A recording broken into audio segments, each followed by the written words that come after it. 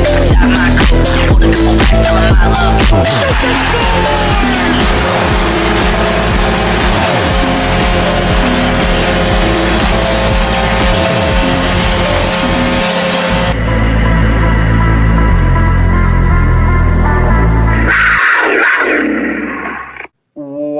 back, everyone, for another episode here of Panthers versus the World.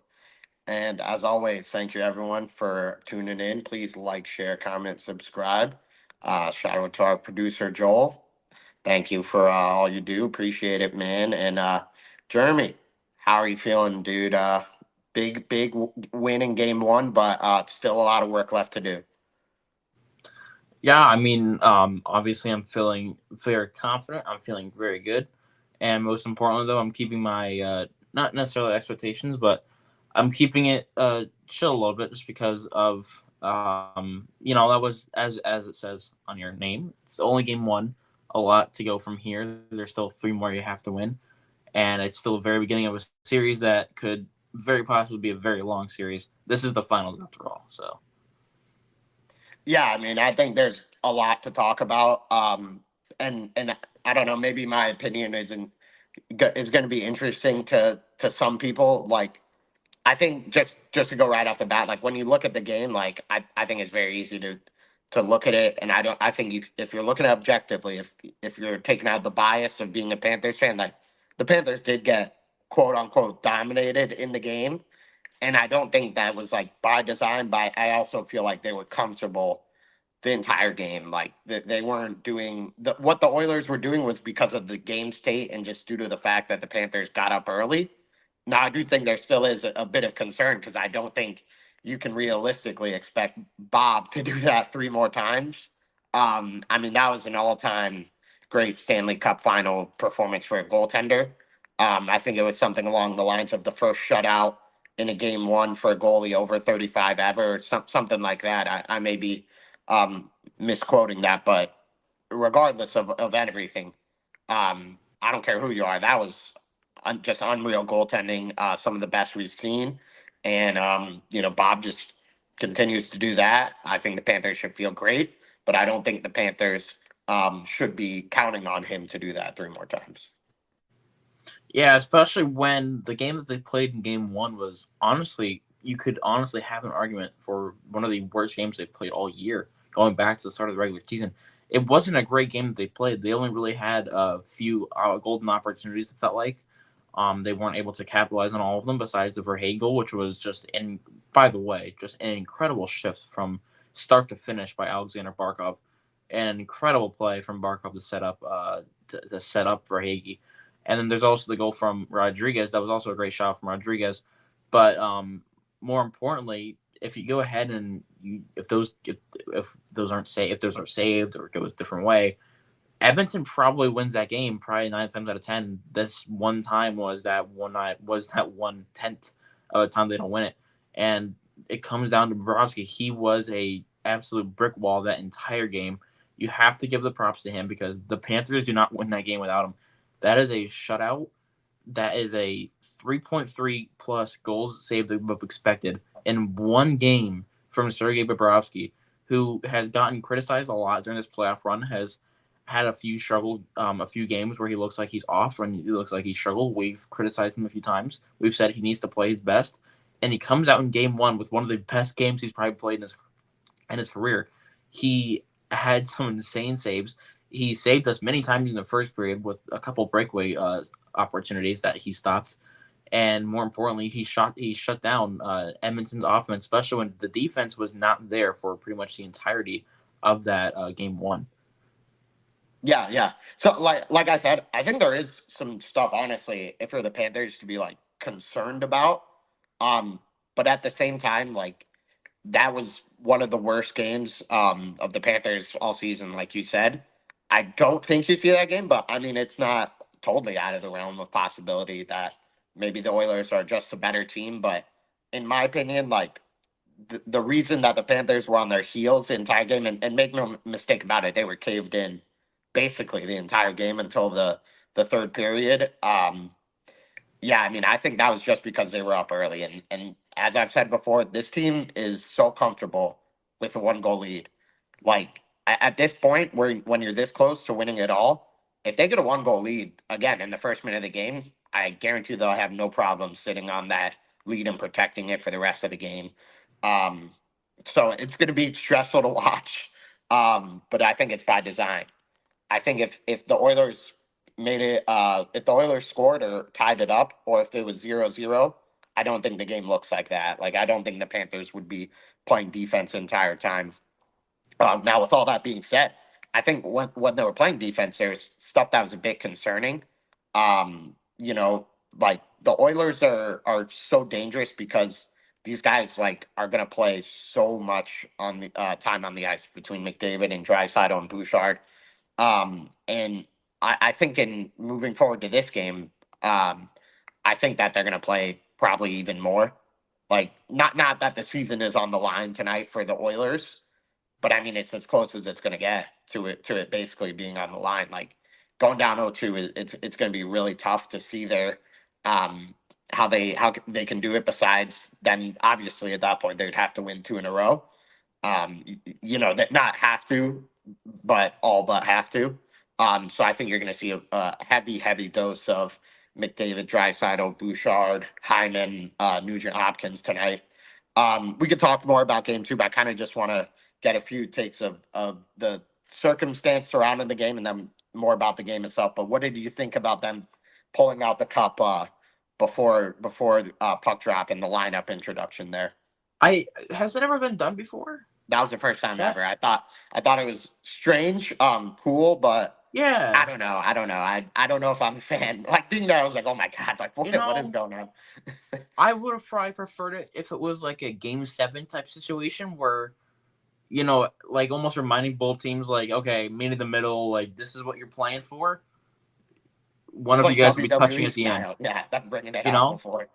and like that, maybe almost like that, almost like something like doing like the Super Bowl, like something like they would do back then, because like back then, like in that type of situation, it would be a one game decides it all and everything. In hockey, there's another 7 games you got. There's another total of 7 games they could possibly play. In this situation, it's game one.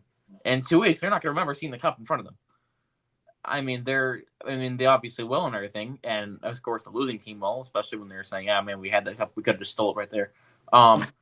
But when you have it, sitting right there in a situation where you're putting all the theatrics that felt like into game one, I'm like, you still have another, 4 games down the line, at least. I was like, oh no, to me it was kind of strange, but it was it's I guess it's a welcome idea. But I do felt like it was kind of odd to see it in game one rather than later in the series. And I don't know. I also kind of like the mystery of the cup. Kind of like I almost feel like during the finals, everyone's kind of like, "Where's the cup now? Where is it? Do you think it's in Florida? Do you think it's in Edmonton?" I don't know. I also kind of felt like it would be in Edmonton by now because if it was a sweep, it would be in Edmonton for either team. So I thought maybe they'd be keeping it in Edmonton, but I don't know because I don't know. Maybe I just like the mystery of it, but I don't know. It's a I, welcome change. yeah, I don't. I think it was a cool idea. I we'll see how they do it, next year and moving forward. But I just kind of thought it was funny how, like, they bring it out, they put it up, and then like you look at the players' faces and like it was like they're like, "Don't get that thing away from me!" Like it was, it just like had cooties or whatever you want to say. Like they were just pretending like it wasn't there, doing everything in their power not to look over. I Does thought that Bob was funny. often look like to the goal when he's during the national anthem? Who does? Bob usually look towards the goal when he's during the national? I'm not gonna lie, I don't really pay attention that much to how the players look. The only time I really have is when Shesterkin is, because I know Shesterkin is Yeah, always has does his his face like buried little in the this snap. thing. Yeah. But I noticed Bob was standing his back towards the cup, so I wonder. I don't know if I I don't think need he some does answers that. from people who goes to the games often. I know you do, so I don't know Yeah, I if think he Bob normally often. looks forward, like so maybe I don't know. I'll pay attention tonight. But yeah, it was strange. I think one of the players said like they had no idea they were doing that. And again, I thought like one of the benefits for the Panthers was that they've done this before. They've done the circus of the media, the theatrics and everything before, and you kind of like I thought they'd easily settle into the game while it may take the Oilers a few minutes. But I mean, you do something like that that's never been done before, and you didn't know. I mean, like all the players there must have been like, "Oh my, like it's real now." Like all the emotions, everything floods back over you. And then 30 seconds into the game, I think the entire section I was at was like about to have a heart attack, and thought the Oilers were going to just run away with the game after Bob mishandles it. You can definitely see the rust. And then I want to say now this is the fourth time in every series the first shot on goal against Stuart Skinner has went in. So kudos to the Panthers for doing that there. And honestly, I think that completely changed the game. I think whatever game plan both teams had at that point was thrown out the window. Um, and Yeah, yeah, actually, you know what? Because sorry to interrupt, but I no, actually no, you're do good. I do fully agree with you. Actually, thinking about it now, the it did feel like the Edmonton Oilers played a lot more of an aggressive game. I felt like in the first few minutes before the Panthers took a 1-0 lead, I felt like Edmonton was really pushing and suffocating Florida and playing their own game. It felt like whenever Florida had the puck, when it was still 0-0 when the game just started, it felt like Edmonton was just able to keep it in their own end, and they're just playing Florida's own game of, okay, when they get the puck, just immediately just get on them, and they're going to create turnovers, and it's what happened at first.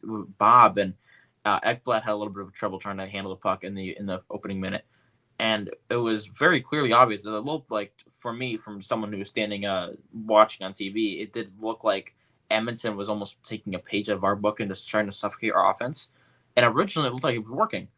And then it did feel like the forechecking and a lot of it for Edmonton went out the window immediately after we took a 1-0 lead, because then I feel like they got back on the bench and they're all saying, okay, screw it, just score. Just throw pucks to the net, get opportunities, make those aggressive plays that we were doing all playoffs long, and that's what we're going to do. And they did it really well. I mean, they did put our backs against the wall a few points where, again, Bob had to make some incredible saves, especially on power plays, to keep the game to keep the game 1-0 and 2-0. But throughout the entire thing, I felt like Edmonton did drop their idea of let's play their game and let's move on to a more aggressive offensive style approach that you were used to playing early on after the Panthers took that lead. Yeah, yeah. I'm curious to see. Like, I think this game is going to look totally different than game one. I don't think that's like a controversial take either. Um, but it's going to be interesting because like looking at game one, I think there's a lot of reasons to be like concerned if you're a Panthers fan, and a couple other stuff that I want to talk about. So first off, I want to talk about Kachuk. Um, I don't know. Like I watched a bit of the game replayed on NHL Network, and then just looking at everything. But found it interesting. He only played 13 minutes of ice time. Kind of looked like he was. I don't want to say like laboring, but like I don't know if tired or what the word I'm looking for is, but he just didn't look like himself. I did see he took a shot from Evander Kane at one point there, which I just find funny that Oilers fans are very upset that McDavid got hit by Bennett. Conveniently, no mention of Kane just hitting Kachuk right in the jaw. And look, I have no problem with either. I think it's all fair. We're all this is the NHL Stanley Cup Finals here. Like it's gonna be loose. It's gonna be mean. It's gonna be hard. People are gonna be doing everything. Like the Henrique hit on Ekman Larson, clear boarding penalty that gets called every game of the regular season and most playoff games. But it's the Stanley Cup Finals. Like a lot's gonna be allowed to happen. Like maybe the Bennett could have been an interference, probably is an interference in the regular season again. But I, if they're gonna let it play, we'll see who comes out on the better end. I think the Panthers probably toe the line better than the Oilers. They still got a bunch of guys who are willing to mix it up and will toe the line. Kane, Darnell Nurse, Draisaitl isn't afraid to get mean. But yeah, I just kind of found it interesting that Kachuk played so little. I don't know what it is. Also, the thing I could be overanalyzing. It could have just been like, hey, these are really fast guys that the Oilers got, and Kachuk's not the fastest skater. So, let's play our other guys who are more than capable of playing good, solid defense against their guys who are stacking up the minutes here because they're chasing the game. But what do you think? Do you think there was anything to that, or just the way the game shook out? Um, I am actually a little bit concerned about that, just because the fact that I feel like Matthew Tkachuk hasn't. I feel like he's produced, and I feel like he's been good throughout the last few series, especially going back to against Boston. I feel like he's produced and everything, and I feel like he's been very noticeable. But going back to it, if you do think about it, he hasn't a lot of his shots that have gone in or whatever. You don't have to think about that, or when he had his goal against New York, some of these things that he's scoring, I feel like are weaker than usual, and I feel like he doesn't look like himself, and I feel like he hasn't looked like his usual self, especially compared to last year in the playoffs. He was all over the place. This year, I feel like he's a little bit. I don't know if it's a change in trying to play the game, or a different approach to how he's playing right now, or maybe Maurice had a different style. He wants to play differently. I don't know. But I do feel like he could be injured, and there is something, of course, we're not going to know because they're not going to come out with that. But I mean, it wouldn't surprise me if it turns out he has been injured for a while, going back to like round one or round two. Um, Take into consideration, a lot of players did leave the first few games against Tampa. Got to remember back in Game 3 against Tampa, we had three different defensemen: Ekblad, Rekman Larson left at one point, and Nico Mikkola all left the same game before they returned. This entire team could easily be injured, and even though Ekblad's been saying, "Oh, we're healthy now," that's it's easily one of those things where it's like, okay, we're not going to go ahead and start saying, "Oh yeah, you look at this team. We were injured last year, but we're even more injured this year." And they're not going to start showing off their battle scars when they only run 3 rounds. They're going to keep it under wraps, especially when nothing's been said. So I could easily see Matthew Tkachuk being injured right now and just not like having any injured report or being said anything. But it is definitely something to be concerned over, I would say. Not too concerned, but I would say it is mildly concerning. Yeah, yeah. So yeah, it's something to see. I mean, if he plays that little again in this game, and it's like an even game, then I'll be like, okay, there's clearly something that's not being said here. But we'll see. We'll see. Yeah, I mean, then to kind of talk about Barkov, I mean, I think he was fantastic offensively. That, like you said, what a shift from him on the Verhage goal. Um, I think it was really apparent how how good of how good defensively he was against Draisaitl. Not as much McDavid, but Draisaitl, I feel like he was doing very well against. One, I don't know the podcast I listened to. I think actually I do know what it was. Is the Hockey PDO cast with Dmitry Filipovich. Great listen. He was mentioning before the series. He thought it might be a better idea to put Barkov on Draisaitl and Bennett on McDavid, because Bennett's just someone who's going to be get more physical and get in his face, do all these sort of things. So I think that's something to watch for game two. I do also think that Draisaitl and McDavid are also carrying some form of injury. McDavid not as much anymore with whatever he had that was going on before the playoffs. It's not as bad now. Yeah, 6 shots on goal from him. Hell of a game. What a player. Evan Bouchard, I thought, was the Oilers' best player. Um, and He was very yeah, I mean, noticeable. yeah, you got a lot of things to worry about here. And again, I think they're just going to continue to play these guys like more minutes. And I think what the Panthers are trying to do, to me, and I don't know if again this was because of the game state, just because they got up and then they're like, all right, let's focus on doing this, setting up. I think they were almost playing that game, setting up for game 5, 6, 7, if it goes that far. I mean, the hit disparity in this game, I believe it was something like 63-28, like just outrageous amount the Panthers are hitting. Like you don't see hits like that this late into a playoff run for any team. Typically, the hitting slows down like after the first round. I think almost the Panthers are like trying to just say like, let's take it to these guys and like make sure they're broken. The later the series goes on, which I think is a good strategy, because that like McDavid, Draisaitl, Bouchard, Hyman are going to be playing the majority of ice time. I think it was something like they had 5 more minutes than the next skater. Like after the fifth skater, the sixth most time on ice had 5 minutes less out of a possible 6 minutes. So I mean, it's just like these guys are going to be going all game. Um, and I think you see more of that in this game. Anything else really for game one? I think for the Panthers, obviously, there's not much really to take away from it. Because I mean, you just had Bob stole the game. I think it's kind of really is as simple as that. I don't think you look at it like, oh, they did this well, they did that poorly. You got you got to trust your guys, and I think they did a good job of helping Bob see the puck, and when he could see it, it doesn't seem like it's going in right now.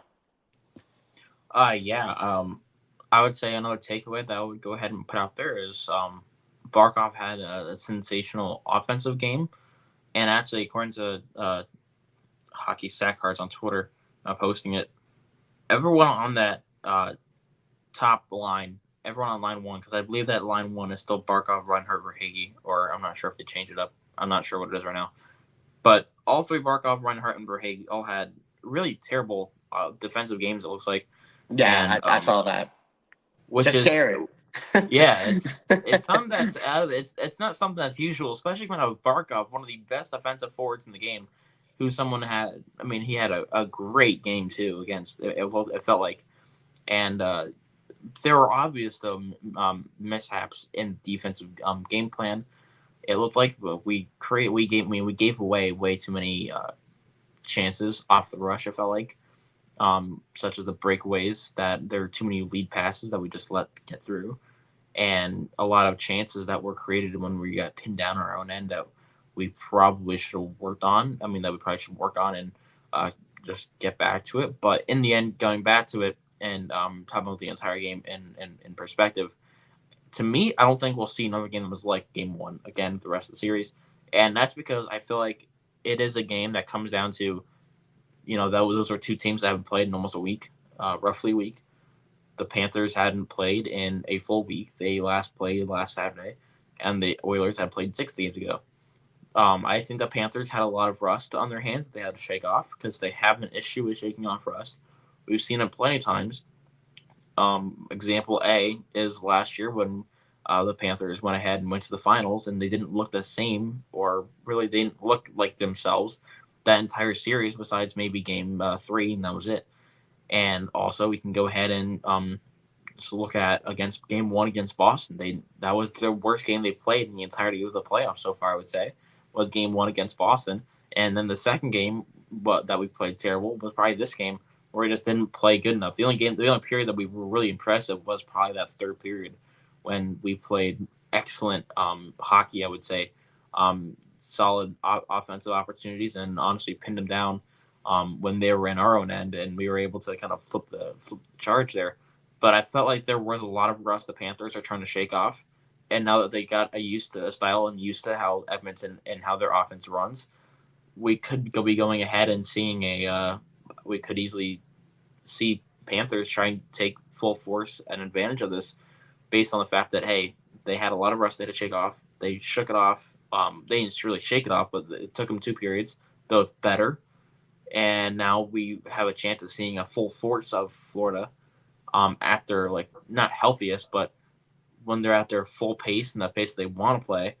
At the same time, though, of course, we haven't even seen the best from Edmonton, but we'll see. And I think this is a very big game tonight in Game Two. 2-0 lead versus a 1-1 series lead. They couldn't take a 2-0 series lead against New York. Panthers don't want to have to go to Edmonton. The game tied 1-1. Edmonton's another tough place to play at.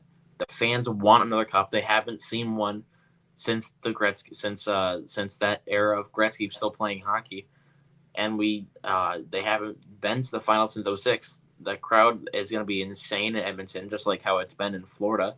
Who, by the way, if I see one more tweet saying there were empty seats in Florida, I will get out of my chair and scream, because it was the beginning of the period. But the point still remains that you want to go ahead and try your best and shake all the rust off while you can. And if they are, I mean, the Panthers, we know how they play. So I mean, Edmonton is absolutely in trouble. But I mean, again, we're gonna go ahead and keep it lower here. We're not gonna get too cocky or anything because we know exactly how Edmonton can play. They I think they lost game one against the Vancouver. I'm not really sure. They might have won that one, but either way, Edmonton at one point was down, and it looked like their series was down. It was done and over. I think you even said in the podcast there was no way Edmonton would even get here, I and definitely they did. did. So Edmonton season is long from over. This was only game one, and game two we're gonna get a much broader scale of what we're gonna see for the rest of the series coming up. Totally agree. I think the Panthers, to be quite honest, dodged one in game one, and I think if I you're the agree. Oilers, you should look at that as a missed opportunity. It's not the end of the world. You win this game, and then my God, I mean, if the Oilers win this game, I think then clearly the pressure's back on the Panthers. I don't think that's a secret, but realistically, the Panthers just got to win one of the next three games. And you could push them to the brink here tonight. I said this before. I think this is the biggest game in the franchise's history tonight, and then it only becomes bigger from there. Like, but at the same time, this is the biggest game in all these Oilers players' lives, maybe besides two or three of them. Um, I mean, it's just a massive, massive game. The stats support it. It's like something like if you win game one, you win 74% of the series, and I'm sure it only goes up from there, going up 2-0. Yeah, but I think this is going to look nothing like game one. I'd be shocked and then very concerned if it does, but I think it's going to look totally different. I think you're going to see a lot of different stuff. One of the things I kind of wanted to talk about here is it seems like for sure Desharnais is coming into the lineup for the Oilers. Um, Now the question is, are they going to go 11 and 7, 11 forwards, seven defensemen? Be crazy if they go 11 defensemen and seven forwards. But anyways, or if they're going to take um, Corey Perry, or if they're just going to switch, keep Evander Kane in. It seems like he might be the one that come out. From what I understand, he couldn't even sit on the bench during like when he wasn't on the ice. He's so injured. So he's towing that line of playing but effective. I think that the Oilers, it'd probably be better for them to go 11 and 7 because, as I've been saying, they're going to run Draisaitl and McDavid and their top guys the whole game if they Yeah. had a choice. Like the bottom guys and the bottom forwards are going to play so little, such a small amount of time, anyways. Probably makes more sense to bring another defenseman. Um, but I mean, if you look at anything on the Oilers Twitter, Cody Ceci and Darnell Nurse are the bane of their existence right now. Um, so yeah, I think it's interesting to see what happens here. Um, Something to watch here. Yeah, I mean, I think you just see a better game from the Panthers in general. Now, what that looks like, I don't really know. Um, because at times it's honestly, it's as I said, it's so hard to even look at that game and take anything away from it because the Oilers were just chasing it basically from the start of the game. Have you seen Um, how many minutes McDavid played too in game one? I think it was like I don't know 25. I want to say He played 25 minutes. Hyman played it's crazy. 23. Draisaitl played That's only going 23. to go up. Bouchard was 27, That which is is just that is outrageous. insane, and that shows how top heavy that Edmonton team is. And I'm not going to go ahead and start ripping on the other players that they have. I mean, they're still a talented No, team. those guys are just so Talented good. team. They also have Evander Kane, who has had a resurgence in his career. But I mean, for lying 25 minutes on one player is a lot of minutes. So yeah, that's really that's like defenseman minutes and for most teams. That's why I think as a series, like in my mind, the Panthers are kind of just saying like they're going to play these guys like 25 minutes, 30 minutes a game. Can they do that for 7 games? Like maybe, but I think realistically, eventually they got to get tired. And if you're going to hit them 63 times, and obviously the focus of these hits are on the big guns, they're going to wear down eventually. You would think it's not a guarantee that they will, but logically, it only makes sense that they will. And I kind of think that's what the Panthers were just setting up for in game one to try to just if this goes a distance, like we got to have more in the tank than them. Um, what they do in game two, like, is going to be nothing like that, though. I think, like, maybe they still try to be physical and hit them and everything, but if it's a 0-0 game, the focus is going to be to score. Focus isn't going to be on hitting, so we're ready for the future games.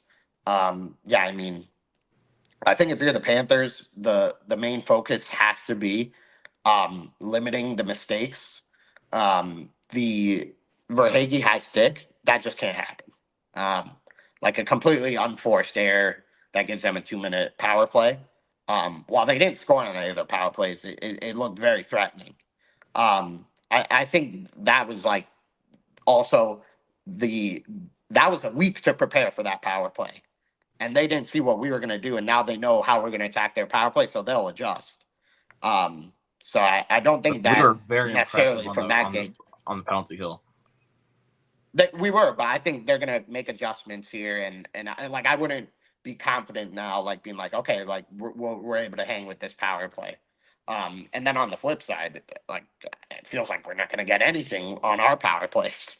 um, like, non-existent. It almost Our been a power play detriment. continues to be a struggle, and we really need to change it up. And Edmonton's defense is solid. I mean, obviously, we saw how good their defense can be against our power plays. Again, we did not look good at all. In fact, what was a little bit worrying was them taking only 10 seconds on the broadcast to not show any of the game, and within that 10 seconds of them, there was a power play that we had. It was the start of the power play. I think they were coming back from a commercial break, whatever, and they're showing a picture or whatever from however whatever it was, whatever it is, and they flash back to the game. Edmonton's got the puck in our own end. Within that 10 seconds, guys, you're on the power play. It took you 10 seconds to lose the puck immediately.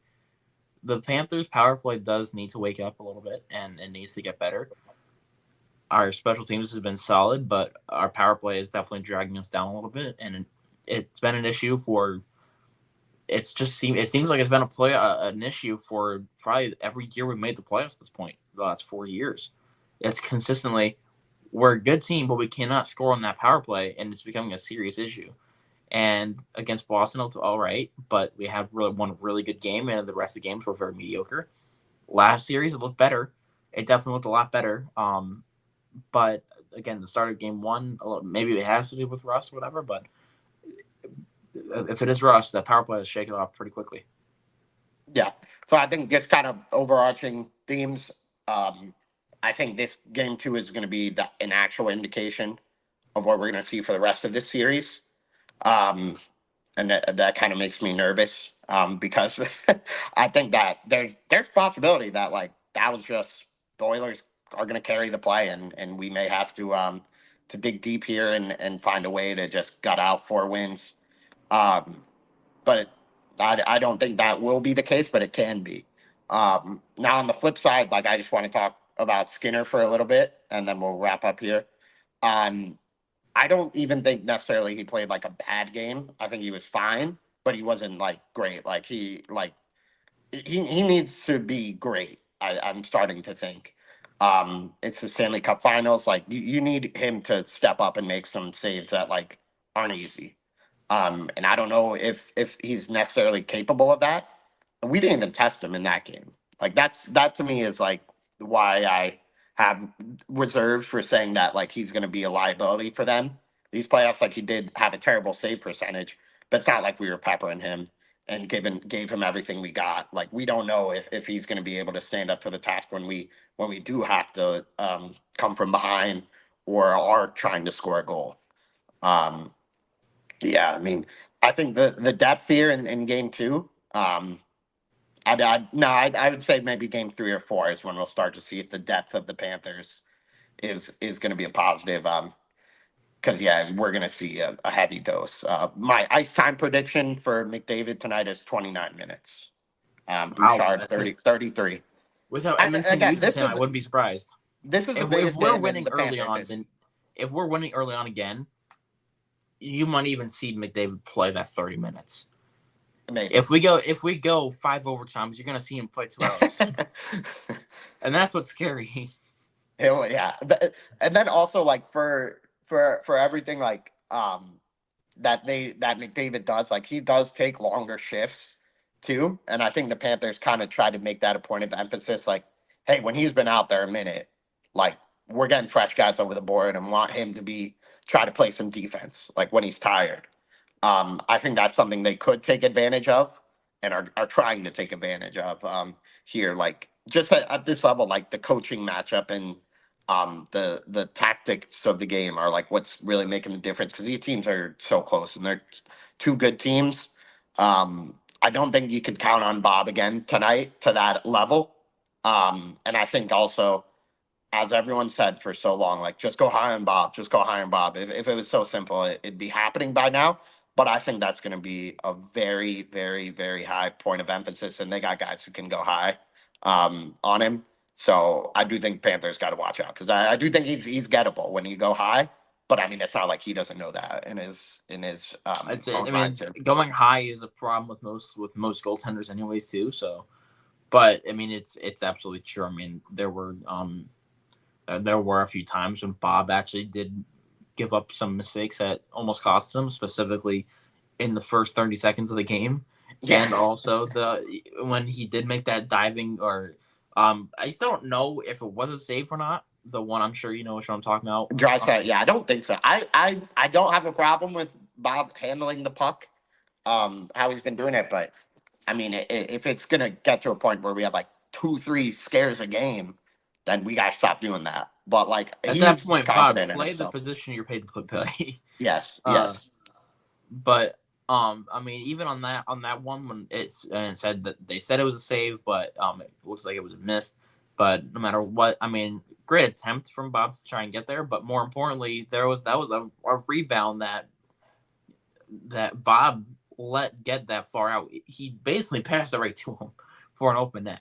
And credit, it didn't result in anything, but it did look like it was going to be a goal for a good second there. And Bob has had terrible rebound control for a while, and no matter how good of the game it was, there were still a little things you can nitpick out of there, and that was one of the things you can probably nitpick and say like, hey, he's got his rebound control is a little bit rough, so Edmonton's probably gonna be looking out for that, and they're probably also there is definitely a possibility they're going to be taking advice from everyone else saying, hey, try to go high because you might be able to go ahead and get them. And it kind of looked like they were trying to go high a little bit. They did miss quite a few shots, but trying to go high last game in game one. So if those hit, it is a little bit scary. But um, we're going into a game that we should have lost, and we won it 1-0. And if that's a worse game, that's a great news for the Panthers. If that's our best game, we're not going to make it anymore. yeah. I, totally. Look, the Panthers have a chance tonight after making franchise history in Game One, having their first ever lead in a Stanley Cup Finals series. They have a More chance. history tonight. More history tonight to go first time ever in franchise history, 2 wins away from lifting the Stanley Cup. Um, these opportunities do not come often, and the players know that. I expect a lot better of a game from them today. But the Oilers on the other side are their season is basically on the line without it being on the line. You're going to see desperation from both teams tonight. Um, I think the Panthers know like how hard it was to come back against Vegas when it was 2-0. Yeah, I mean, this game is just so big. I'm getting goosebumps even thinking about it, and we're hours away. Um, it just make some history tonight. Play your heart out. Do everything right again. Limit the mistakes. Capitalize on the mistakes they make, and just want it more than them. That Rodriguez goal was Sam Bennett just wanting the puck more. You got to see that from everybody here tonight. Team effort. Let's go get a win. Yeah, I mean, going ahead and getting a win tonight will be huge. As you said before, going ahead and being able to go up 2-0 for the first time. Well, first time in franchise history in a Stanley Cup final. More importantly, 2 times for the first time, you'd have 2 wins in a Stanley Cup final. Listen, this is such a ginormous game now for the Panthers. Of course, this is probably gonna be the biggest game of the series, as you said before. This is just it's a game that it's high stakes. It's gonna be a very very competitive matchup. We're going to see so much. I could almost see this going as a similar way that Game 6 went against New York, with how competitive and how much was on the line for that game, I could see a similar outcome than we did in just like we did in Game 6. We could see a similar outcome here in Game 2, and not something I'll look out for, but I would say I'm as everything that I'll be looking out for. It's something that's in the back of my head of both teams are going to be playing at their very best, just like we saw in Game 6. This is a similar situation, and this is probably what we're probably gonna see the very best from both teams. You should be seeing the very best from both teams in the Stanley Cup final, but in Game 1 we definitely didn't play our best, and I think we probably could tonight. Yeah, I think the question to me is how high of a performance that was for the Oilers. Um, I mean, honestly, like I feel like I've watched more Oilers than the average fan, but still, like I think that was a really good game from them. Like I don't know if it was like 90 percentile, 80 percentile, like what it was, but I definitely think it was an well above average performance from them. I still think there is potential for more room to grow from them because they did make some mistakes, and that's what led to the goals. They cleaned those up, then could be a different game. But I think everyone is consensus from everyone, fan or not, that was one of the poor game from the Panthers. It was like a 40% percentile performance. So you got to get back up to the level you were playing a week ago, and then hope the Oilers, take it to them, again. I don't know if you need to hit them 63 times again, but make them earn it if they are going to get the win tonight. Well, because they're going to make you earn it. So let's just everyone play the best game of your life tonight. Fans, play your best game of your fandom tonight.